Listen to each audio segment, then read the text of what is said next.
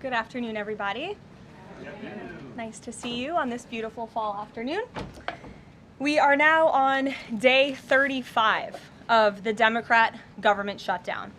The Democrats' obstructionism will break the record for the longest government shutdown in American history tonight. The Democrats are intentionally hurting American families, workers, and businesses with this shutdown to fight for free health care for illegal aliens and to appease their radical left-wing base. And it's a total disgrace. This past weekend, Americans traveling to weddings, funerals, vacations, and meetings faced significant flight disruptions at airports across the country because of staffing shortages. On Sunday alone, more than 5,000 flights traveling to and from U.S. airports were delayed. Since the Democrat shutdown began, 4 times as many staffing shortages have been reported at air traffic control facilities compared to last year. TSA checkpoint wait times ballooned past 3 hours at Houston's George Bush Intercontinental Airport, with some passengers enduring up to 5 hours in line. At nearby William P. Hobby Airport in Texas, security wait times are routinely exceeding 1 hour. More than 13,000 air traffic controllers are continuing to work without pay. Because of the Democrats, these men and women who keep our airspace safe and moving will miss a second paycheck in a row this Friday if Democrats refuse to open the government. Let me be clear to our incredible air traffic controllers across the country. President Trump and Republicans want you to get your paychecks. They want you to be paid. Please call on your Democrat senators and tell them to side with President Trump and Republicans to vote to reopen the government. Our nation's 4 largest airlines, United, Delta, American, and Southwest, have now all endorsed the Republican, nonpartisan, clean funding bill to end the government shutdown. Major unions, collectively representing tens of thousands of pilots, have also joined the airlines in calling on Democrats to pass the clean, nonpartisan CR. The travel industry is also imploring Democrats to end the shutdown and reopen the government. Nearly 500 companies and groups in the travel business, including casinos, hotels, and convention bureaus, signed a public letter warning that America's travel economy has already lost $4 billion due to this Democrat shutdown, and they have called for the Republican CR to be passed, saying Americans expect and deserve a fully functioning federal government during the peak holiday travel season. Never before have we seen private industry and union leadership so unified on the same issue, rallying behind Republicans in such a vocal way. The Democrats have completely lost the plot. They are endangering the safety, prosperity, and livelihoods of millions of Americans. It's well past time Democrats do what they did 13 times under Joe Biden and pass the clean funding bill extension. All we need are 5 Democrat senators to put country over party and vote to end this reckless shutdown. In other news, tomorrow will mark the 1-year anniversary of President Trump's historic election victory, where he won nearly 80 million votes, the popular vote, in all 7 swing states. This was the ultimate poll on November 5th. The president secured a mandate to make America great again, and he has delivered in record time. Never before have we had a president who has kept their promises like President Trump has. I'd like to go over a few of those with you.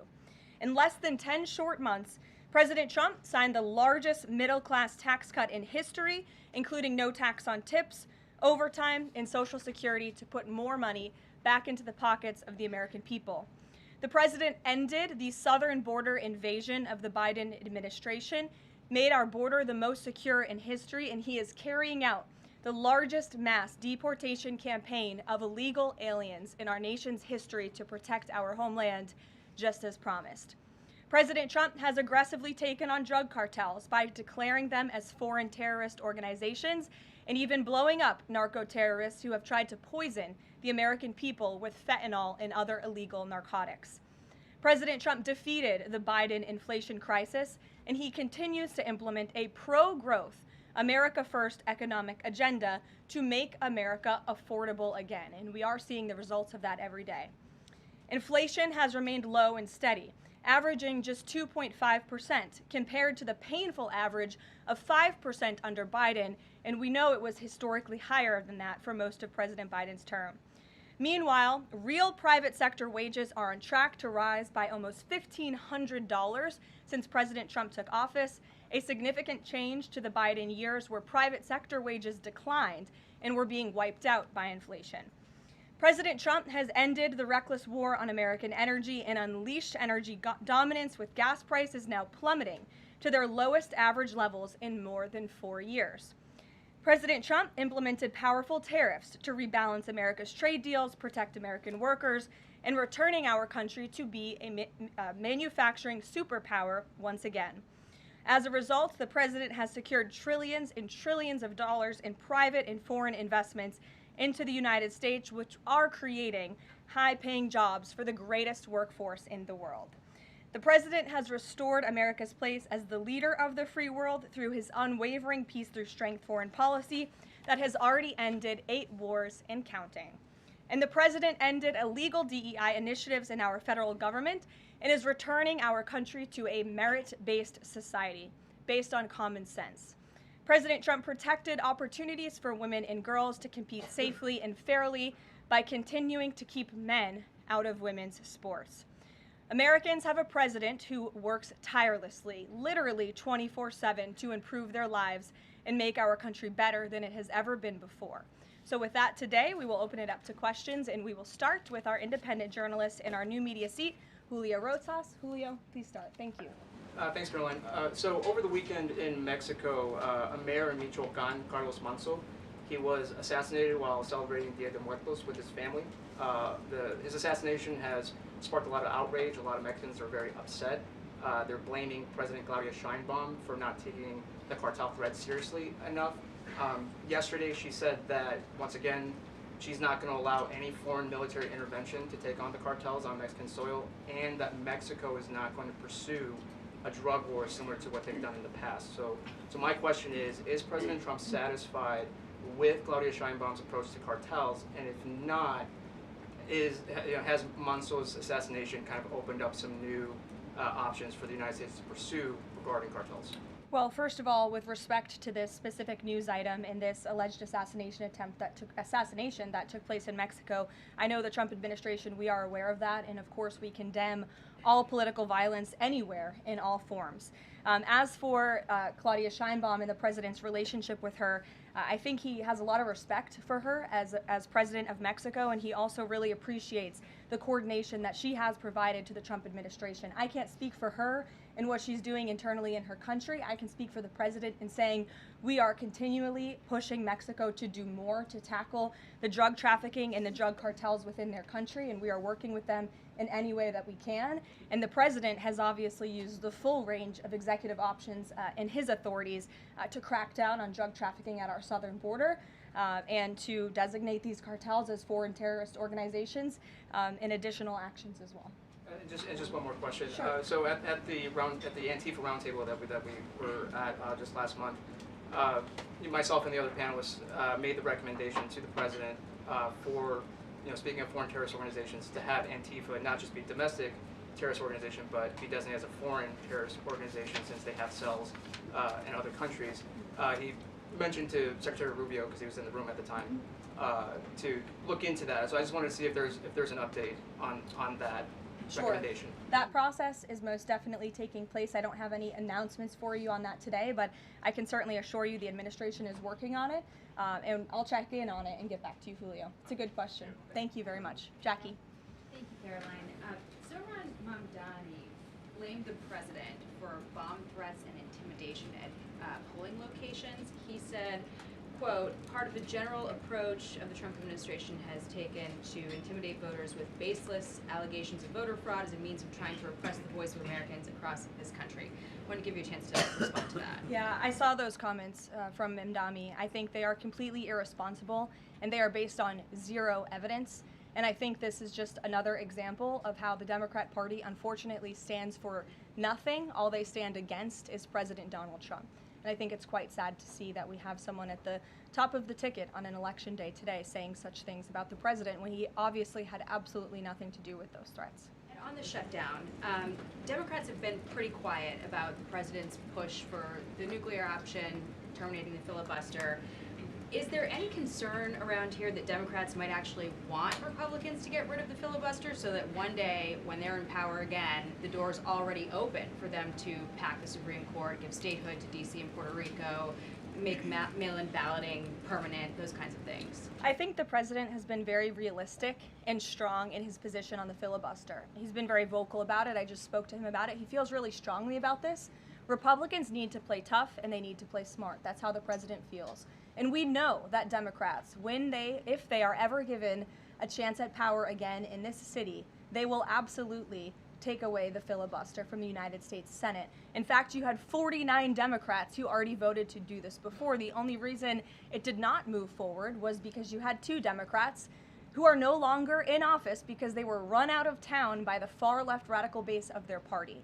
And so President Trump is quite clear on this. He wants to see Republicans move as many good pieces of legislation for our country forward in the next 3 years of his administration as they possibly can, and the filibuster is one means to doing that. You talked to Johnson and Thune about it. I know that they had both voiced some opposition. Have there been any conversations with them? He has. He's made his position to them very clear, both publicly and privately. Ouija. Can you help clear up some confusion about SNAP benefits? Because Sure. the president just posted that they will only be given out when the radical left Democrats open the government and not before. Mhm. But just yesterday, the administration said it would comply with a court order to expend the full amount of SNAP contingency funds by end of business day yesterday. So did the administration distribute that money or defy that court order?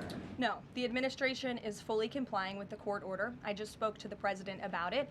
The recipients of these SNAP benefits need to understand it's going to take some time to receive this money because the Democrats have forced the administration into a very untenable position. We are digging into a contingency fund that is supposed to be for emergencies, catastrophes, for war.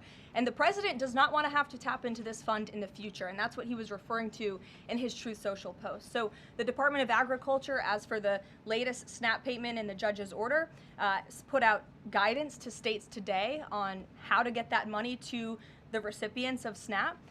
But it's going to take some time. The best way to get the full amount of SNAP benefits to those beneficiaries is for Democrats to reopen the government. So to anyone who is a SNAP beneficiary at home who needs that assistance, and the president was just saying, this is for people who are truly needy, who need food, who need this assistance from the United States government. Democrats are holding it up and making it difficult for the administration to get those payments out the door. So if you are at home and you want your SNAP benefits, call the Democrats and tell them to reopen the government. Blocking that contingency fund for the future if this shutdown lingers on? Look, the president does not want to have to continue to dip into a contingency fund that doesn't even have enough money, by the way, to fund the full program. It takes $9 billion to get the full scale of the benefits out the door. This contingency fund only has about $5 billion in it. So again, Democrats need to reopen the government so we can get these benefits out the door for people who truly need them. Kate. Thanks. The president suggested that if Mamdani wins, that he would cut federal funding to New York. How much funding would be impacted? What would be impacted there? Well, look, we won't get ahead of the election results, nor will I speak to what the president may do in the future. We'll see how tonight goes, and then I'll let him speak on it further. And why did the administration exclude Democratic lawmakers? Last week there was a briefing about U.S. strikes on alleged drug trafficking boats. Why were those Democrats excluded? The administration has briefed Congress on these matters 8 separate times, and Democrats have been included in those briefings. In fact, I know that Secretary Rubio will be on Capitol Hill tomorrow to brief the Gang of 12, which includes Democrats as well. So the president's made it very clear. If senators want to understand the administration's operations against narco drug traffickers, we are very happy to speak with them about that, and we will continue to do so. But we've been incredibly transparent. As I said, there's been 8 briefings on this topic, with the 9th coming tomorrow. Rachel. Thanks, Caroline. There's been some reporting out there about the possibility of furloughed workers not getting back pay. We know that the president signed that bill into law in his first term.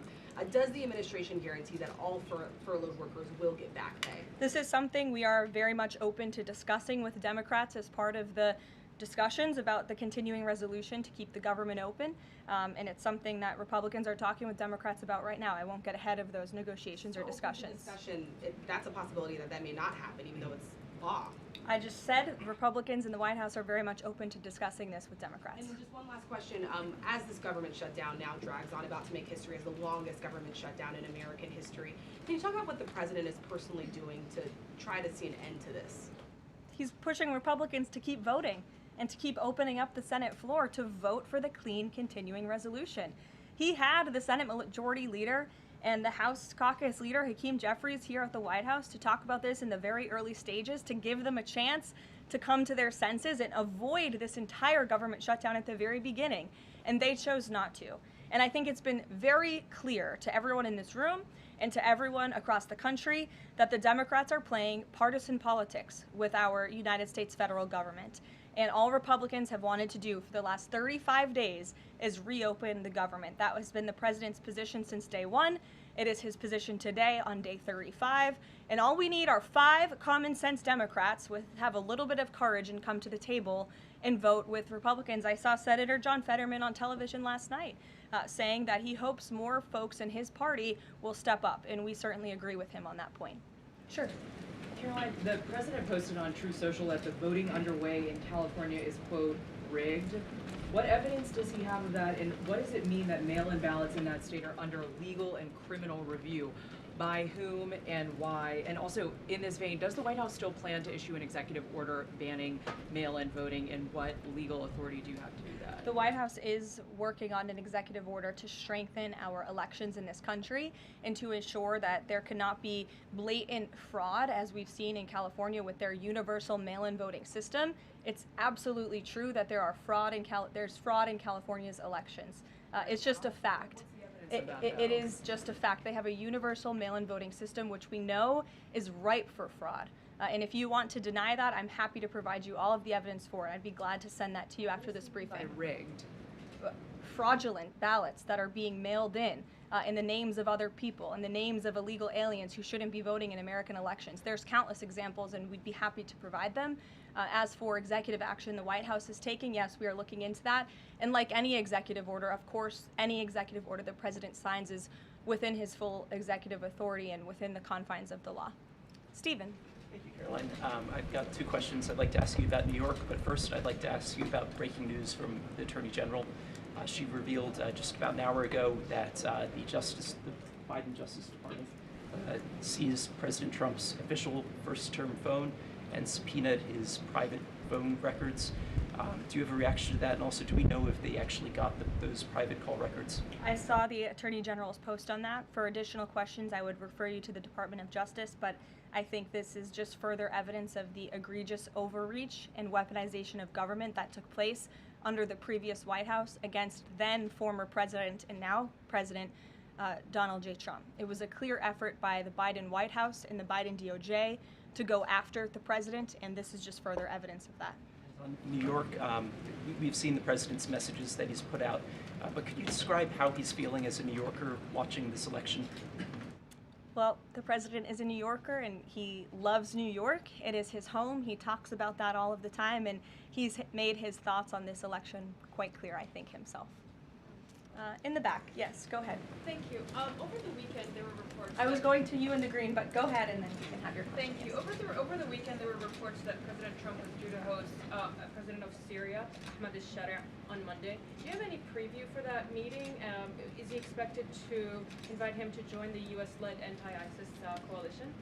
I can confirm that that meeting will be taking place here at the White House on Monday, and this is part of the president's efforts in diplomacy to meet with anyone around the world in the pursuit of peace. And as you know, when the president was in the Middle East, he made the historic decision to lift sanctions on Syria to give them a real chance at peace. And I think the administration, we've seen good progress on that front under their new leadership. And so he will be here at the White House on Monday, and I'll let the president speak further on it on Monday.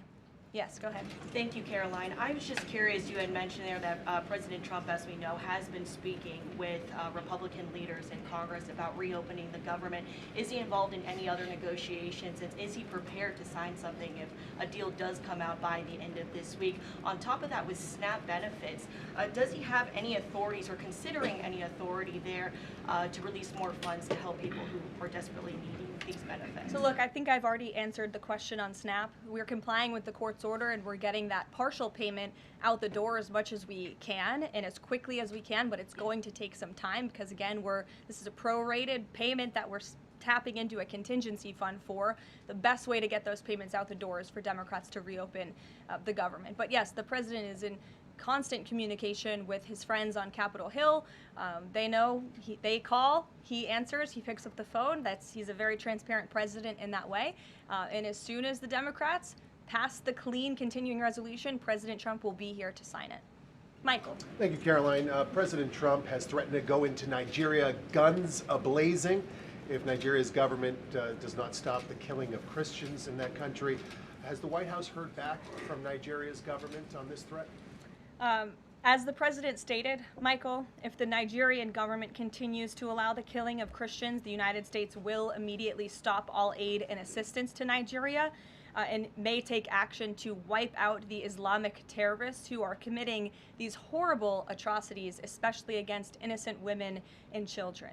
I don't have any further announcements on that for you today, but I can assure you the President of the United States is watching this situation unfold very closely, as is our Secretary of State, Marco Rubio. Caroline, President Trump has endorsed Andrew Cuomo in New York City's mayoral race. He has not by name endorsed Winsome Sears in Virginia's gubernatorial race. Why is that? Look, as you know from this podium, I'm quite limited in what I can say with regards to ongoing political elections. I think the president has spoken for himself and what he wants to see take place in these elections today. Lalit. Thank you. I would like to ask you about India-US relationship. What is President's thoughts on the future of India-US relationship? I'm sorry, Lalit, can you repeat that? What is President's thoughts on future of India-US relationship? I think he feels very positive and strongly about it. As you know, he recently, a few weeks back, spoke to Prime Minister directly when he celebrated in the Oval Office Diwali with many high-ranking Indian American officials here at the White House. We have a great U.S. ambassador to India in Mr. Sergio Gore, who will represent our country very well. And the president and his trade team continue to be in very serious discussions with India with respect to that topic. So I know the president has great respect for Prime Minister Modi, and they speak pretty frequently. Thank you. Hi, yes. The air traffic controller crisis ongoing. Secretary Duffy said he will now start to cancel and ground flights next week to maintain safety. Should people fly next week given this new information, and is the administration encouraging people to stop flying altogether and look at alternative transportation modes? The administration is encouraging Democrats to reopen the federal government so this chaos and disruption to our air traffic control system in the United States of America stops. It is ridiculous that we have even gotten to this place and that the Democrats have continued to shut down the government with 35 days, our air traffic controllers continuing to work unpaid, every single major airline in our country coming out and begging the Democrats to please reopen the government. And you had a Democrat staffer who was quoted, I believe in Politico a few weeks back, saying, short of planes falling out of the sky, we are not going to reopen the government. That is a reckless and dangerous statement from someone who didn't want to put their name on that statement, but we know it came from the Democrat Party, and I think we're very clear. We want to reopen the government so we can resume travel in the safest and most efficient way possible, especially as we head into the busiest travel season of the month. We have Thanksgiving in a few weeks, and so Americans across the country need to make it very clear to their Democrat representatives that we want this government to be reopened so we can resume safe and efficient travel. Fran. Thanks, Caroline. As of last I checked, the president still had not commented on the death of former Vice President Dick Cheney. Is the White House involved in the funeral arrangements in any way? Does the president plan to speak at the funeral? Has he spoken to anyone in the Cheney family today? And does the White House have an opinion on whether or not the former vice president should lie in honor or state in the Capitol? I don't believe the White House is involved in that planning, or at least hasn't gotten to it yet. I know the president is aware of the former vice president's passing, and as you saw, flags have been lowered to half staff in accordance with statutory law. Jasmine. Thank you. Back on the question of the filibuster, how much political capital is President Trump willing to expend to get Republicans to do what he's asking? I mean, will we see him at the Hill? Will he be calling folks over here? What exactly is President Trump planning to do outside of these true socials and maybe some of these private conversations to get Republicans to fall in line? Look, I think you'll see. I think you'll see the president continue to engage very strongly and consistently with his friends on Capitol Hill. I don't have any meetings to read out for you at this time, but I think you should stay tuned and keep your eyes on Truth Social on this matter. The president's making his position on it quite clear. And again, he is right. Republicans need to play tough. We know that this is what the Democrats will do if they are ever given the keys to power again. And he wants to pass as many good pieces of legislation as we possibly can for our country and for our people. That includes election integrity reforms. It includes additional tax policy. It includes, fixing our immigration system further in ways that only Congress can. And the president fears with a Democrat Party that is so radical and opposes everything he does and everything he says, this is the only option for Republicans to move forward. Karen. In a second question, President Trump said to CBS in the 60 Minutes interview that he did not know the Binance founder, which he pardoned. What exactly did he mean for that? I know it caused. He means he does not know him personally. He means he does not have a personal relationship with this individual. And when it comes to pardons, the White House takes them with the utmost seriousness, and the president understands the responsibility that he has as president to issue clemency and issue pardons to individuals who are seeking that.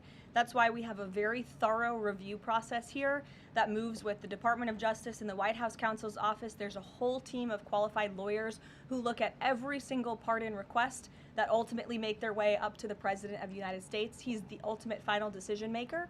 And he was very clear when he came into office that he was most interested in looking at pardoning individuals who were abused and used by the Biden Department of Justice and were over-prosecuted by a weaponized DOJ. And the individual you're referring to, that was certainly the case. Even the judge in his case said that the sentencing that the Biden administration was asking for was egregious and went too far. And so the president is correcting that wrong, and he has officially ended the Biden administration's war on the cryptocurrency industry, and I think that's the message he sent with this pardon. Karen, yes. Back on the issue of back pay for furloughed workers, you said that the White House is open to discussing that with Democrats, but what would that discussion even be? There was a law, the president signed it in 2019. What could a discussion look like? Why is that even open for discussion? Look, Karen, as I said, Republicans are talking about that with Democrats right now, and I don't want to get in the middle of those sensitive conversations. But as we've complied with the SNAP order, the White House, the administration is always going to comply with the laws. We're always going to comply with the ruling of judges across the country. But the Republicans are discussing this matter with Democrats right now. Why would there even be a consideration of not paying those workers, though, Karoline? News Nation. Big day in the Supreme Court tomorrow with President Trump's tariff policy facing a legal challenge. What's at stake with that case? And if the Supreme Court rules against the Trump administration, what is Plan B for trade policy? I'll tell you, the White House is always preparing for Plan B. It would be imprudent of the president's advisors not to prepare for such a situation. With that said, we are 100% confident in the president and his team's legal argument in the merits of the law in this case, and we remain optimistic that the Supreme Court is going to do the right thing. The importance of this case cannot be overstated. The president must have the emergency authority to utilize tariffs. Look at what President Trump has been able to do with the leverage and the power of tariffs. He's been able to sign peace deals all over the world and end global conflicts and literally save lives. He's been able to bring in trillions of dollars of investments into our country. In fact, this year alone, we are going to cut the deficit by $600 billion, namely because of the president's effective use of tariffs. And the president strongly believes that economic security is a matter of national security, and tariffs have a lot to do with that. And this case is not just about President Trump. It's about the use of this emergency authorization for tariffs for future presidents and administrations to come, and we're confident and hopeful that the Supreme Court will do the right thing. Kristen. Why did President Trump get an MRI during his recent visit to Wall Street? Look, as President Trump said, he would inquire with the physicians. I'll check back on that. But as the physical itself stated, Kristen, and as you all know because you were all witness to it, every single day the president is in optimal physical health. This was a follow-up appointment and we provided a detailed readout of that physical. I'm happy to give it to you again and I can inquire further. With all due respect, an MRI is a very specific procedure. It's done on a part of the body looking for something specific, so it's not generally part of any kind of routine checkup. And in addition, President Trump has said that he wants to be transparent. He told us to ask the doctors, which we have and have not heard back. Why don't we have more information on this? As I said, I'll check back for you. Go ahead. Caroline, can you update us on the mediation efforts this administration is leading in Sudan, trying to achieve a ceasefire there? Sure, yes. The United States is actively engaged in efforts to bring about a peaceful resolution to the terrible conflict in Sudan.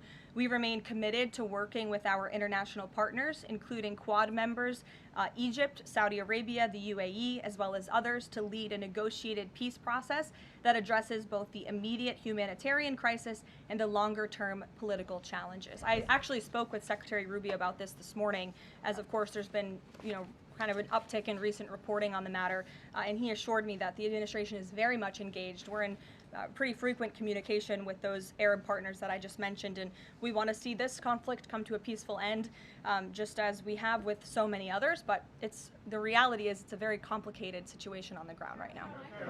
Yes. Hi, yes. Just trying to go back into the subject of Mexico. Is the Trump administration planning to send U.S. troops to Mexico to combat drug cartels, as reported by other outlets? That's not something I would confirm from this podium if it were happening, so I will not comment on that. Eamon. Thank you, Caroline. Why did the president decide not to go to the Supreme Court tomorrow? He'd indicated earlier that he might want to go and attend in person. Yeah. And now he's saying he's not going to go. Why? The president did have an interest in attending the Supreme Court hearing tomorrow, as I just expressed how important it is to him, the administration, and the country, this case. But he is traveling to Miami tomorrow, as you all know, to give an economic address with the mayor of Miami and many global business leaders to talk about his historic success with the economy over the past 10 months and talk about sort of where we are headed as a country in terms of our economy. So he'll be traveling tomorrow on the road in Miami. That's why he won't be here, but Secretary Scott Bessent will be in attendance at the hearing tomorrow at the request of the president.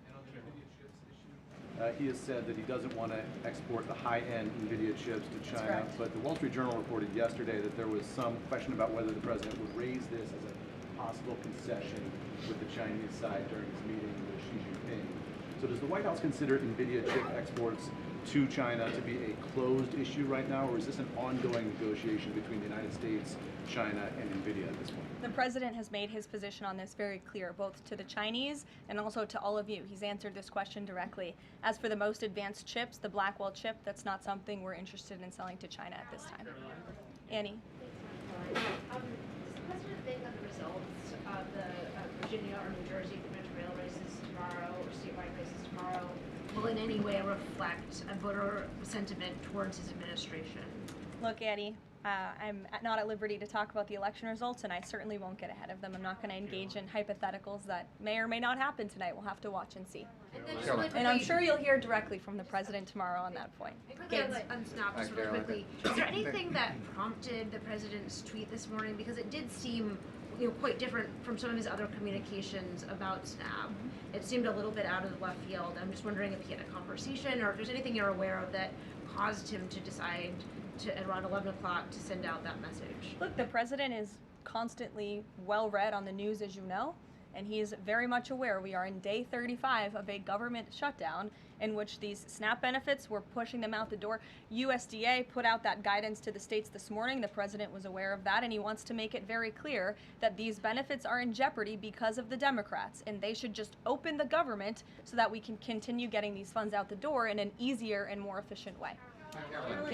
There's some new reporting that just dropped a few minutes ago that the Trump administration is negotiating with the makers of Ozempic to sell some weight loss drugs for $149 a month. That's according to the Wall Street Journal. Do you have any more information on that? Can you confirm that? I think the president has said himself in previous Most Favored Nations announcements that this is something that the administration has been engaged in and looking into.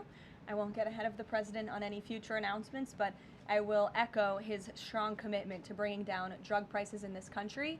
And you've heard it directly from Secretary Kennedy and Dr. Marty McCary and his entire Health and Human Services team, how committed the president is to bringing down the cost of drugs, and we're working with pharmaceutical companies to do that every day. Very quickly, Caroline, on SNAP. I know it's been asked, and I know Weege asked it, but I want to put a fine point on it. You talked about the president's post here, and he wrote that SNAP benefits will only be given to radical left Democrats open up the government. I understand your previous answers, but as written, how would that not violate a court order as it's written? I've now answered this question several times, Gabe. We are complying with the court's order. We are getting the payments out the door as quickly as we can. USDA sent the guidance to the state. The president is referring to future SNAP payments. He does not want to have to keep tapping in to an emergency fund and depleting it. In the case of a catastrophe in this country, he wants to have those funds preserved, as they should be. And he's made it very clear Democrats should reopen the government. I have one final positive note for all of you. I told you I would keep you posted when the White House would resume public tours. Well, I'm pleased to announce the Office of the First Lady has reopened the doors for public tours on Tuesday, December 2nd. There will be an updated route, of course, for guests in light of the ballroom construction that's taking place, but we very much look forward to celebrating the holiday season. And the public and members of Congress and anyone who wants to come visit the First Lady's beautiful decorations is welcome to go to whitehouse.gov/visit to sign up for a tour. Thanks, guys. We'll see you tomorrow.